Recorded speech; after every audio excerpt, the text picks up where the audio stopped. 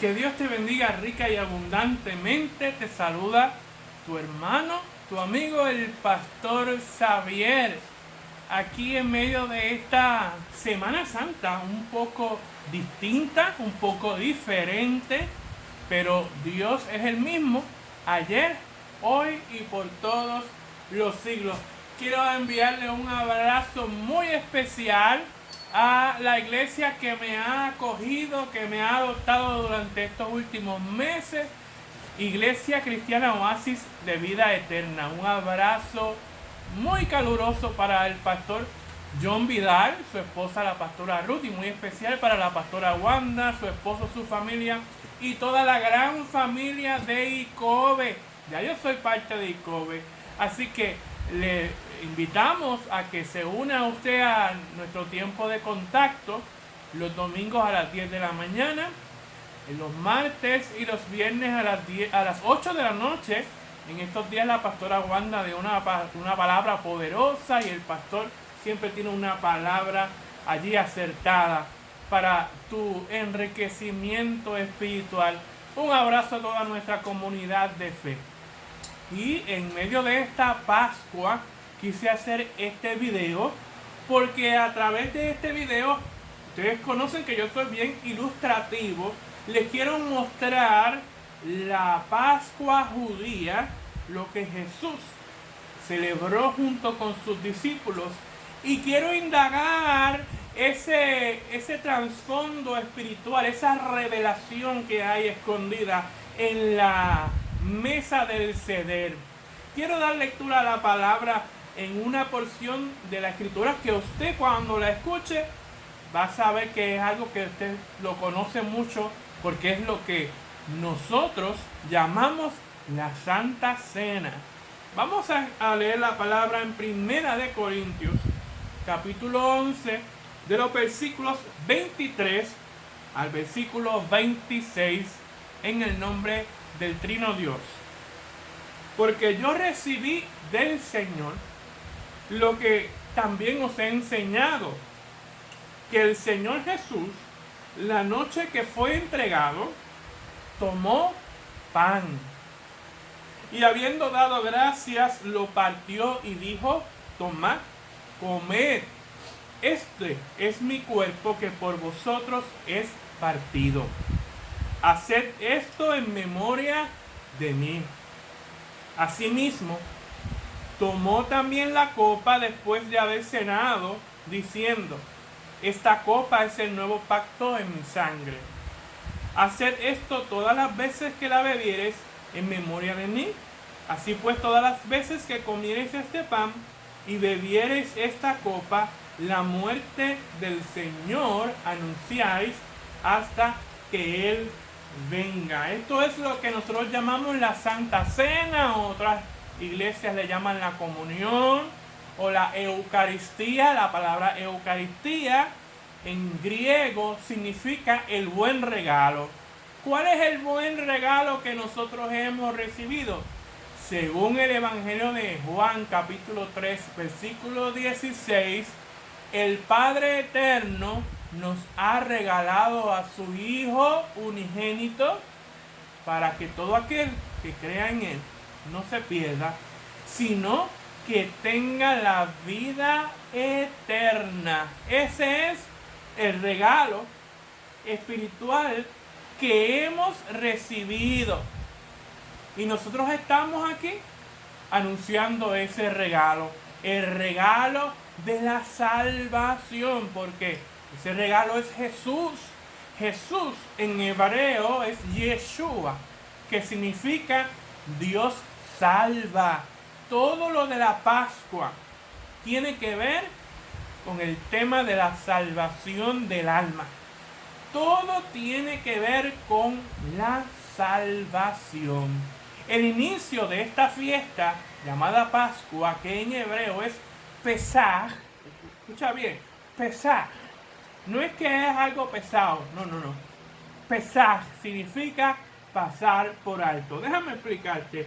La noche en que el pueblo de Israel salió de Egipto, fueron liberados de la esclavitud de cientos de años. Dios le dio instrucciones a Moisés y le dijo que cada familia tenía que sacrificar un cordero sin ningún defecto. Ese cordero representa a Cristo.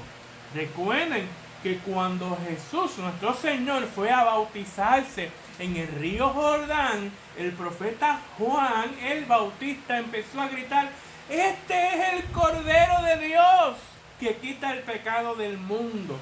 Y la gente decía: ¿qué le pasa a Juan? Está loco, el cordero es lo que nosotros comemos en la Pascua, en la Pesaj. ¿Cómo va a decir Juan que Jesús es el cordero? Se volvió loco. Y es que proféticamente ese cordero representaba a Cristo y ellos no lo sabían. Ellos tenían que recoger la sangre de ese cordero en un recipiente y tenían que untar la sangre en los dinteles de la puerta. ¿Para qué? Porque cuando el ángel de la muerte pasara aquella noche de la última plaga, no entraba. Como los egipcios no tenían sangre de cordero en su puerta, el ángel de la muerte entró y se llevó los primogénitos. Murieron los primogénitos. Pero sabes que yo estaba leyendo que aún dentro del pueblo de Israel hubo gente que no le hizo caso a Moisés y no untaron la sangre del cordero en sus puertas. Y murió el 25% de la población judía. Yo pensé que todos habían sido liberados. Pero es importante seguir las instrucciones que Dios nos da en su palabra. La palabra de Dios es el libro de instrucciones para nuestra vida. No es como cuando tú armas algo y dejas las instrucciones a un lado y después te sobran tuercas, te sobran tornillos. La palabra de Dios es el manual que debes de leer para saber cómo debes conducirte correctamente en la vida, y luego en la vida, después de la vida, vas a tener recompensa. Entonces ellos tenían que hacerlo en la puerta. ¿Sabe que la puerta tenía también un significado simbólico? Ya que ellos eran esclavos. Y en la antigüedad, cuando un hacendado compraba un esclavo, lo llevaba a la puerta de su hogar, a la puerta de su casa, y allí lo marcaba como su propiedad. Pero ahora Dios los está marcando con la sangre del cordero. La puerta, que en aquel tiempo eran todas de madera, bañada en sangre del cordero, nos recuerda la cruz del Calvario, bañada con la sangre del Hijo de Dios. Y esa sangre también te hizo libre del poder del pecado, del poder de la muerte y de la esclavitud del pecado.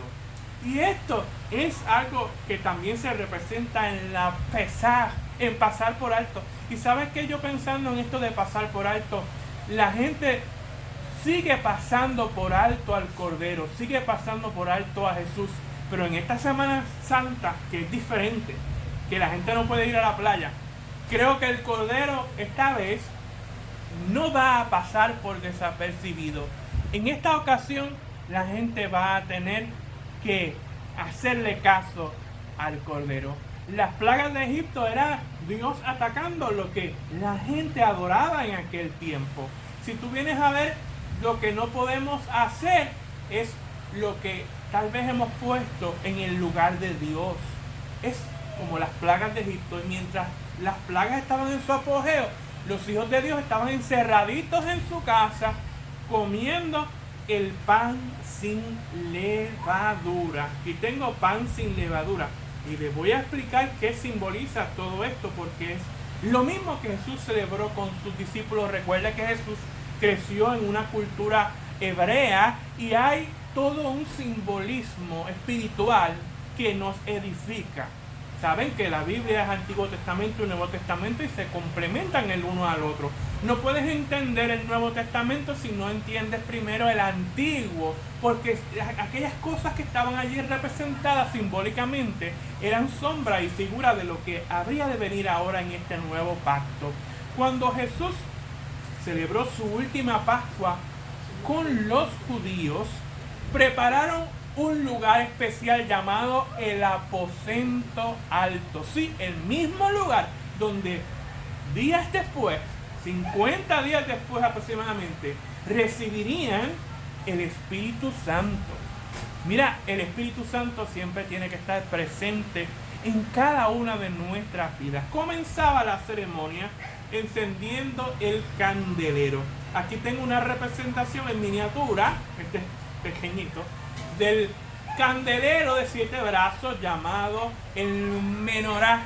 Era como una imitación del candelero de oro que estaba en el templo, pero en las casas lo usaban de plata o de un material inferior porque no podía ser mejor que el que estaba en el templo. Recuerde que siempre para Dios es lo mejor. No puede ser lo mejor que de lo de tu casa que lo de la iglesia. En este tiempo no nos podemos congregar y sabemos que nosotros somos la iglesia. Tú y yo somos la iglesia y debemos siempre dar lo mejor para Dios en medio de cualquier circunstancia. El candelero de los 7 brazos tenía que ser encendido por una mujer. Probablemente lo encendió María Magdalena o Marta o una de las Marías que servían a Jesús. Hay iglesias donde no creen en el ministerio de la mujer, pero déjenme decirle que Jesús tenía mujeres en su staff, eran parte de su staff, porque Jesús le daba valor a la mujer, y la mujer en la Biblia representa la iglesia del Señor, la esposa del Cordero. La figura de la mujer es lo que representa la iglesia. Entonces la mujer tenía que encender el candelero y primero tenía que decir Kadosh, Kadosh, Kadosh, que significa santo, santo, santo, el Dios que es 3 veces santo. Vas a ver que el número 3 se repite constantemente dentro de esta ceremonia de la Pesaj, de la Pascua, del Seder. Y luego que decía Kadosh, Kadosh, Kadosh, santo, santo, santo, y daba gracias a Dios y alababa a Dios. Es la iglesia que adora a Dios, es la iglesia que alaba en medio de la prueba. Fíjate, este candelero era hecho a mano, a martillo limpio. Y esto representa que el creyente, la iglesia, tú y yo, somos formados por las pruebas. Nos forman, nos dan forma y nos meten en el molde de Cristo. Kadosh, Kadosh, Kadosh, santo, santo, santo. Y encendían los 7 candeleros. Hoy en día usan velas. En aquel tiempo era un candelero que funcionaba con aceite de oliva como combustible. El aceite de oliva, como muchos sabemos, es representación de la unción del Espíritu Santo. Así que en este tiempo de incertidumbre, deja que la unción del Espíritu Santo avive el fuego del don que Dios ha puesto en ti. Y luego que ellos encendían el candelero, se sentaban en alrededor de 3 mesas. Ya llegó la guagua del pan. Es que esto pasa cuando uno graba estas cosas así. Entonces ellos se sentaban, adiós panadero, ellos se sentaban en 3 mesas. El número 3 vuelve y se repite. Número 3 mesas pequeñas al nivel del suelo. Tenían que sentarse en el piso para que recordaran que Dios los tomó del polvo de la tierra, que tenían que estar siempre, mira, pegaditos del suelo, de la realidad, que no se les subieran los humos. Y ellos utilizaban también lo que era un gorrito pequeño. Ese gorrito pequeño que se llamaba la kaf o la kippah, era pequeñito porque eso recordaba al judío cuán pequeño era delante de la presencia de Dios. Era como un símbolo de humildad. Ya probablemente se utilizaba durante el tiempo de Jesús. No tenemos ningún versículo bíblico que diga que Jesús usaba la kaf, pero sí sabemos que Jesús era el mayor ejemplo de humildad. Dice la palabra del Señor que Él se humilló. Dice, y hallándose en forma de hombre, se humilló a sí mismo, haciéndose obediente hasta la muerte y muerte de cruz. Filipenses 2:8. Nuestro Señor un gran ejemplo, el mayor ejemplo de la humildad. Y luego de haber encendido el candelero, porque como dijo el Señor en Mateo 5:14, vosotros sois la luz del mundo. Tenemos que brillar en medio de la oscuridad, en medio de los tiempos difíciles como iglesia del Señor. El anciano o el rabino invitado, en este caso Jesús, tenía que colocarse el manto de la oración. Se llama talit. Talit significa mi tabernáculo personal. Hago un paréntesis. El tabernáculo en el antiguo pacto, en el Antiguo Testamento, era la carpa donde Moisés se encontraba con Dios cara a cara. Así que el talit era tu tabernáculo personal. Representa una relación íntima, personal entre tú y Dios. Esto no se trata de religión, sino se trata de una relación personal con Dios. Esto es lo que representa. Cuando la mujer del flujo de sangre se acercó a Jesús y tocó el borde del manto, tocó estos flecos por aquí que se le llamaban las alas. Las alas. Hay un versículo en el Antiguo Testamento que dice: en sus alas traerá salvación. Y la palabra salvación en hebreo es la misma palabra para salud, para sanidad. Ella dijo: si tan solo tocar el borde de su manto, seré sana. En este tiempo de COVID-19, agárrate del manto del Señor y recibe una palabra de salud, una palabra de salvación. Entonces ¿verdad? Para resumiendo, no voy a dar todos los pasos paso por paso porque sería como un seminario de 2 horas. Sería interesante hacerlo. Pero en resumen, el rabino tomaba el manto de la oración. Aquí tenía en la parte al frente, en la parte frontal, una inscripción en letras hebreas con un bordado en hilo dorado. Una cosa espectacular. Y en estas letras hebreas había una bendición, una oración. El rabino, en este caso Jesús, tendría que decir la oración en hebreo: Baruch atah Adonai Elohim Eloheinu melech haolam. En español, no se asuste. En español: bendito seas tu Dios todopoderoso, Rey del universo. Y luego daban gracias a Dios por sus mandamientos. El rabino le daba un beso a la inscripción y se colocaba el manto sobre su cabeza con la inscripción hacia el frente. Y luego que ya estaba preparado el rabino para comenzar la ceremonia de la Pesaj, del Seder, ellos tenían en la mesa principal 3 panes sin levadura. Como bien les dije, el pan representa a Cristo, al igual que el cordero. Y el pan no tenía levadura porque la levadura es símbolo del pecado. Y Jesús nació sin pecado. Es el que no tiene pecado. Escucha bien, aquí hay una revelación. Eran 3 panes. El número 3 se vuelve y se repite en esta ceremonia una y otra vez. Esto nos recuerda al Padre, al Hijo y al Espíritu Santo. Es un símbolo de la divina Trinidad. Entonces, ellos iban a hacer algo con este pan que ya mismito yo les voy a explicar, porque es un simbolismo extraordinario y tremendo. Lo voy a poner por aquí. Échale mano a lo que voy a explicar detalladamente en esta hora. Y vuelve a pasar la guagua del pan. Vamos a dejar que pase la guagua del pan, porque ya yo tengo el pan aquí, no necesito más pan. Ya está, ya se está yendo. Seguimos aquí resumiendo la Pascua judía, el Seder, el trasfondo espiritual. Gracias a Dios que ya se fue, que no vuelva más. Y comenzaban con la copa del Seder. Aquí miren este cáliz que tengo aquí, que miran ni los templarios. Y utilizaban el vino. Este vino no tiene alcohol, así que no me vayan a pelar a decir que el pastor Xavier está dando el trancazo.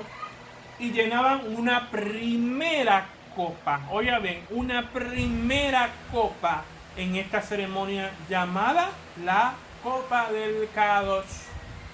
Era una copa de gratitud, era una copa de agradecimiento, y esa copa tú la tenías que servir al que estaba a tu lado y tenías que llenársela hasta que desbordara, como dice en el Salmo 23, mi copa está rebosando. Tenías que rebosar la copa con el vino del que está a tu lado, en símbolo de servicio, de que tú tienes que servir al que está a tu lado, aunque tal vez tienes diferencias con el que está a tu lado, tal vez no piensas igual, tal vez tienes conflictos, pero tienes que servirle. ¿Por qué? Porque esta es la copa de la gratitud. Y la mayor expresión de la gratitud es el servicio. Aquel que no sirve a los demás es una persona ingrata. Entonces ellos tomaban esa copa siempre inclinándose hacia el lado del corazón, hacia el lado izquierdo. Hay que poner el corazón en todo lo que nosotros hacemos. Entonces comenzaba ya lo que era la ceremonia, y ellos tenían un plato con hierbas amargas. Utilizaban el perejil, porque si usted ha ido, usted va al restaurante, esto es lo que ponen para adornar la comida, es lo que usted no se come, lo que dejan al final. Tú te lo comes así y es un poquito amargo. Y el perejil lo mojaban en un recipiente de agua con sal, que representaba las lágrimas que habían derramado durante la cautividad en Egipto. Esto es como una forma de recordar el dolor. Nosotros somos todo lo contrario. En nuestra cultura queremos olvidar el dolor y no queremos saber del dolor. Pero Dios los mandó a ellos a enfrentar el dolor, a integrar el dolor para superarlo. Recuerde que el dolor, el sufrimiento de lo que te hicieron esto, te hicieron aquello. Perdonar no es olvidar, perdonar es recordar sin dolor. Ese es el secreto, recordar sin dolor. Ellos utilizaban el perejil porque cuando nacía el perejil, ellos sabían que ya era el tiempo para celebrar la Pascua en esta primavera. Siempre la Pascua se celebra en primavera, por eso a veces Semana Santa cae en marzo, a veces cae en abril. Tiene que ver con el calendario hebreo, que es un calendario lunar. El de nosotros es un calendario solar. Es distinto, es diferente. Cuando nacía el perejil, ellos decían, ya es tiempo de la Pascua, ha venido la primavera, has pasado el invierno, has pasado la prueba. Y como decía Khalil Gibran, dentro de cada invierno hay una primavera latente. Usted ha pasado por la prueba, pero dentro de cada prueba, mira, hay una primavera latente, hay una Pascua, hay un renacer, un resurgir. También utilizaban lo que era este tipo de lechuga, pero se comían la parte esta blanca, la parte amarga. La lechuga es como el pecado, al principio agradable, pero al final amargo. Mire que todo tiene un simbolismo. También ellos tenían el famoso huevo cocido. Escuche bien, con atención, porque he escuchado tantas cosas y tantos disparates del huevo de Pascua, que si el huevo de Pascua viene de los paganos, que si era una diosa que nació de un huevo. Mira, no. Esto no tiene que ver una cosa con la otra. El huevo de Pascua de la mesa judía era un huevo hervido, que simboliza que al pasar por el fuego de la prueba, lo débil en ti se endurece y se fortalece. La gente lo confunde con lo que es el mito del huevo cósmico, que ciertos dioses surgían de un huevo, que si la creación surgía de un huevo gigante. Eso es otra cosa diferente. Lo que pasa es que hay gente aburrida que no tiene nada que hacer, que le gusta mezclar la gimnasia con la magnesia. El huevo de Pascua, que representa esa fortaleza, se pintaba de rojo en conmemoración, palabra difícil, en conmemoración de la sangre del cordero. Y este huevo, al final de la ceremonia, tenías que ir donde tu vecino y tenías que regalarle esto en señal de paz. Tal vez un vecino que te probaba la paciencia. Dice en la palabra, buscar la paz con todos y la santidad sin la cual nadie verá al Señor. Ese es el verdadero significado del huevo de Pascua, no los disparates que dicen por ahí de los huevitos de Pascua. El conejo es otra historia.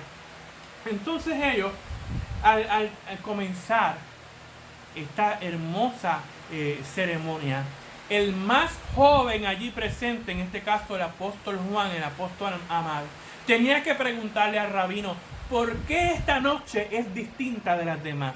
Y el rabino, el maestro, tenía que contestarle, porque antes éramos esclavos, pero hoy somos libres. Antes tú eras esclava y esclavo del pecado, pero la sangre de Jesús te hizo libre. Entonces iban a llenar una segunda copa. Ya llevamos dos. No era más que una copita nada más como presentan en las películas. Una segunda copa. Se tomaban la primera hasta el fondo. Luego una segunda copa.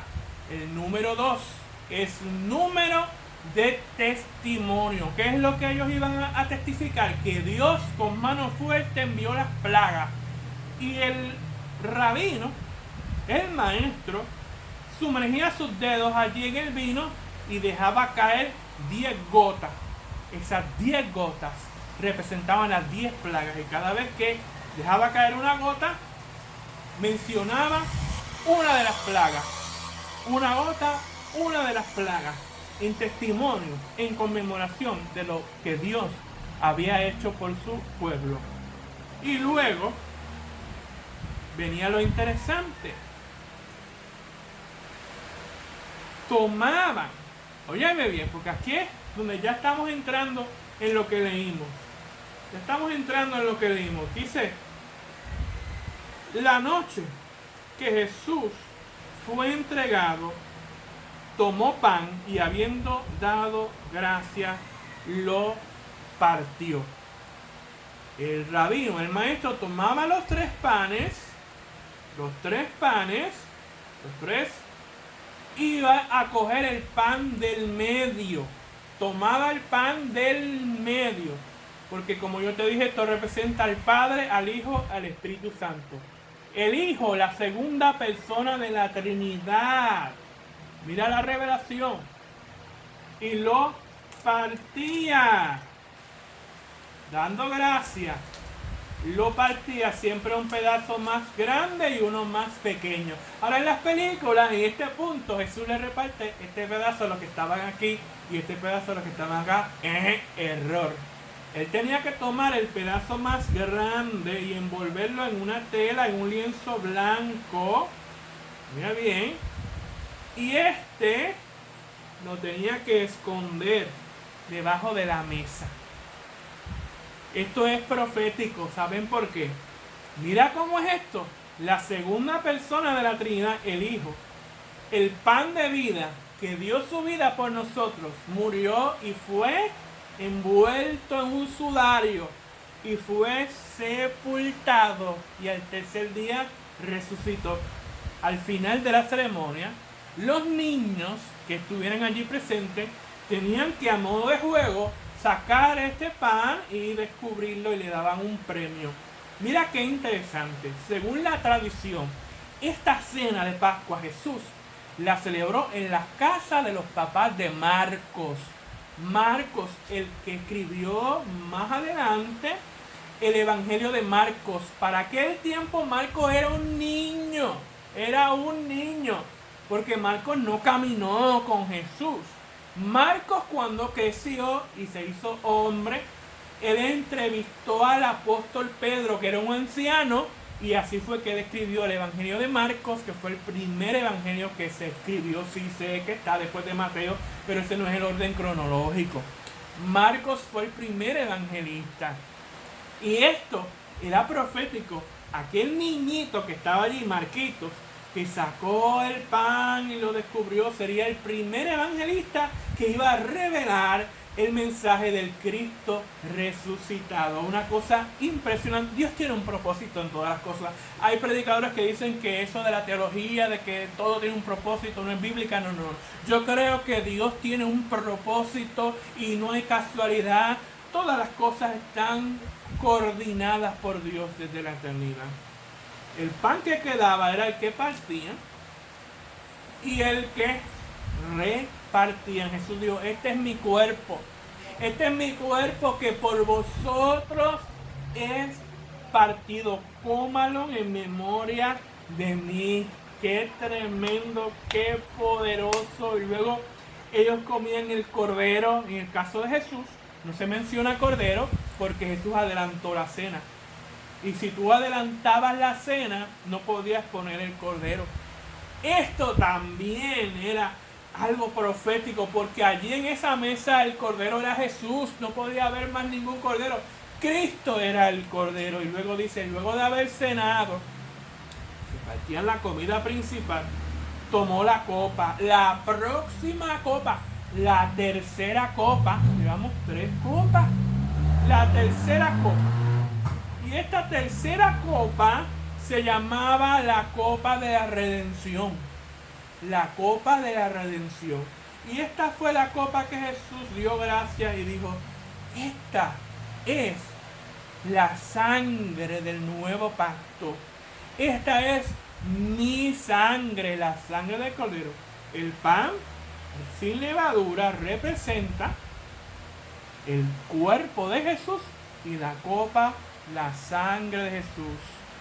Esta es mi sangre. Voy a adelantar porque todo esto es un proceso maravilloso, tremendo. Luego contaban, narraban la historia de cómo salieron de Egipto, cantaban, leían salmo. Era un tiempo de adoración, un tiempo maravilloso, porque luego venía, ¿verdad?, la copa de la adoración, la copa de una cuarta copa, la copa de la adoración. Es tan importante porque Él habita en medio de la alabanza y la adoración de su pueblo, y aún en medio del dolor ellos estaban adorando.